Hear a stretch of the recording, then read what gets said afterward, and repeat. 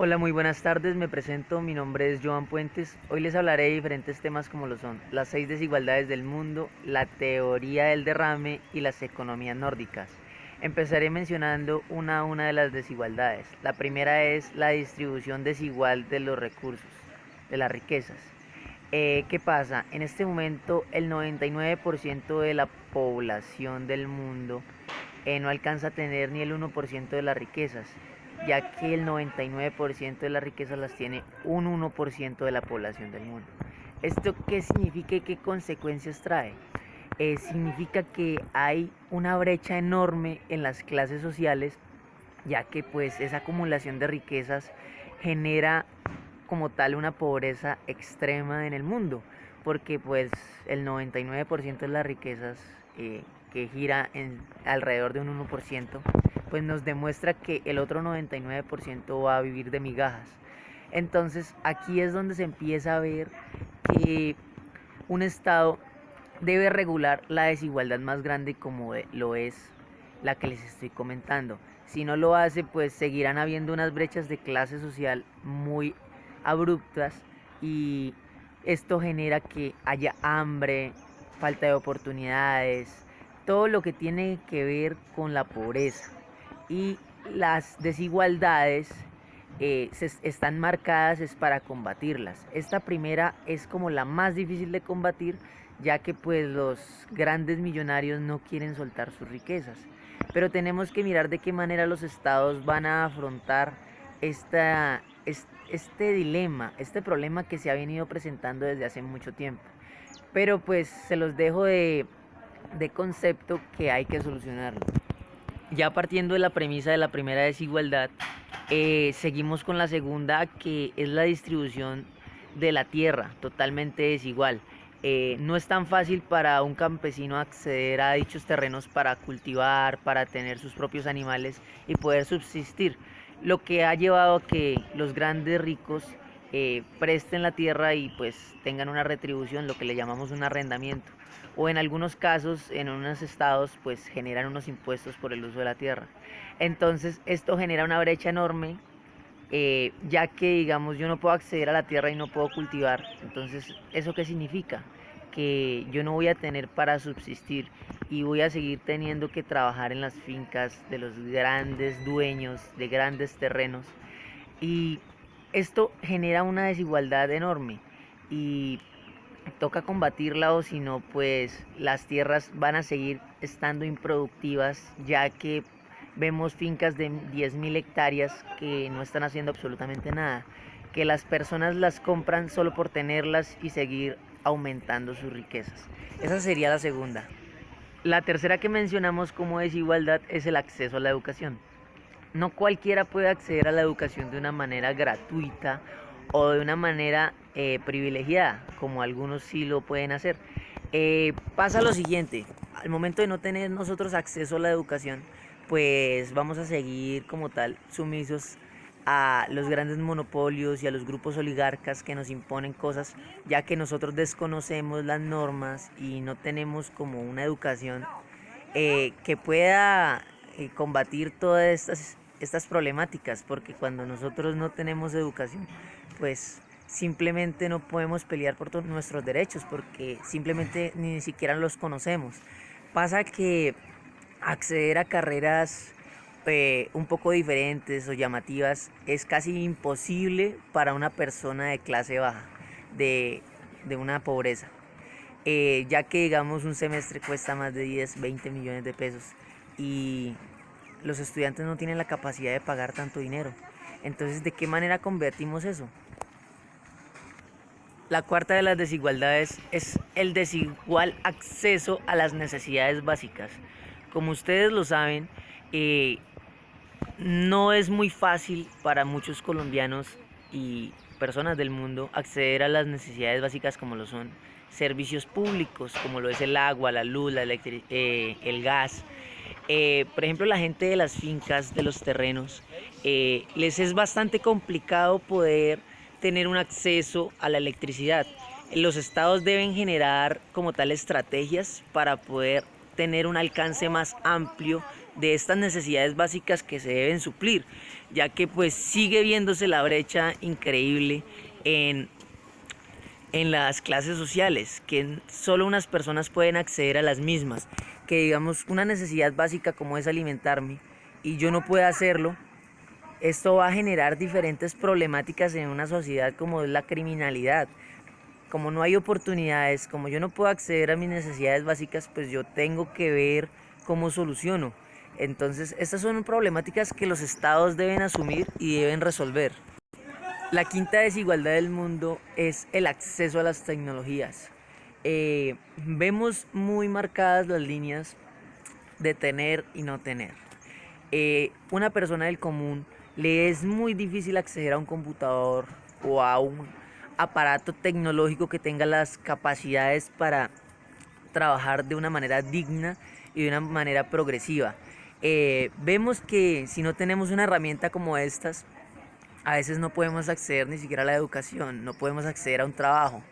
Y se ve muy marcada que unas clases sociales tienen la mejor tecnología, pero otras ni siquiera pueden acceder a un teléfono de lo más básico. Entonces esto repercute, ¿por qué? Porque llegamos y vemos en un país como el nuestro, los impuestos a las tecnologías son supremamente altos. Entonces, ¿esto cómo va a beneficiar a un ciudadano del común a acceder al mismo? Es totalmente ilógico. Si los productos ya vienen caros desde el exterior y les imponemos y como tal los ponemos a tributar para que el ciudadano tenga que pagar aún más su producto, entonces esto es una desigualdad que para mí es una de las más atroces y que debemos combatir. Y la última, pero no menos importante, es la desigualdad en formar familias. Eh, Llegamos a pensar que en una época los ciudadanos de diferentes países no querían tener familia. ¿Por qué? Porque la clase obrera tenía sus hijos y los involucraban de inmediato en la guerra. Y ahorita vemos que formar una familia es muy difícil, ya que digamos yo no puedo acceder a una casa de una manera correcta, yo no puedo satisfacer mis necesidades básicas, no puedo tener acceso a la educación, no puedo tener acceso a las tecnologías. Entonces, esta reúne las desigualdades, porque si yo no tengo para suplir mis necesidades, ¿cómo voy a formar una familia? Entonces, esta desigualdad es una de las que más se debe trabajar, porque pues las encierra todas, y si la vemos desde un campo más amplio, es la más importante. Cambiando un poquito de tema, nos pasamos a algo que se llama la teoría del derrame, la cual dice que cuando las empresas se les reducen los impuestos, tienen la capacidad de ahorrar, que pueden ahorrar e invertir en sus propias empresas y con esas utilidades generar más empleo, lo que hace que la nación prospere, ya que pueden aumentar los salarios y pueden aumentar la cantidad de empleados que requieren en sus empresas. Esta teoría del derrame lo que formula es darle ingresos o distribuir los ingresos a las personas o a las entidades que tienen más capacidad de ahorrar para que un estado florezca y tenga más capacidad productiva. Esto es lo que formula la teoría del derrame. Pasamos a un tema que se llama economías nórdicas.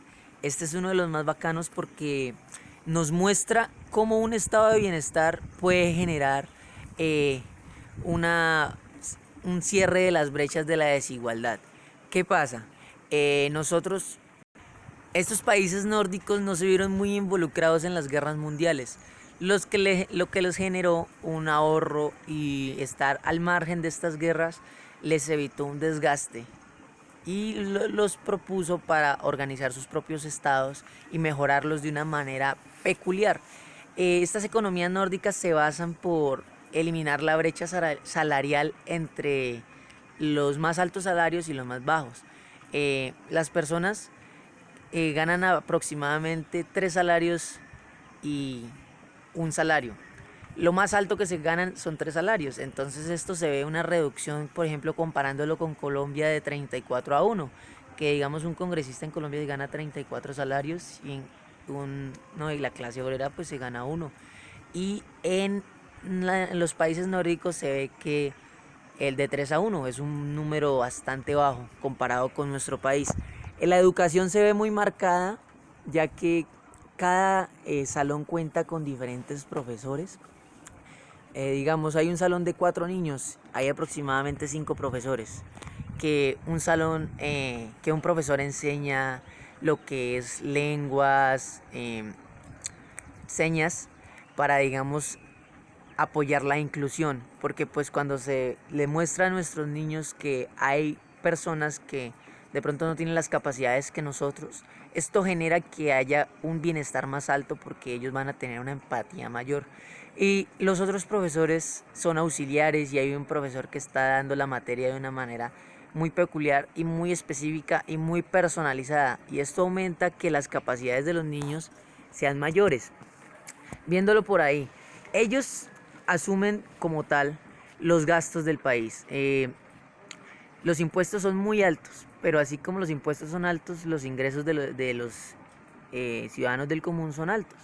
Y esto hace que las empresas públicas puedan generar mucho mayor empleo y tener una rentabilidad más alta, generar utilidades más grandes y ser más competitivos en el mundo. Por ejemplo, las empresas petroleras de allá tienen las tecnologías mucho más avanzadas, ya que les destinan más dinero, más personal, y como tal tienen un sentido de pertenencia muy grande los ciudadanos nórdicos.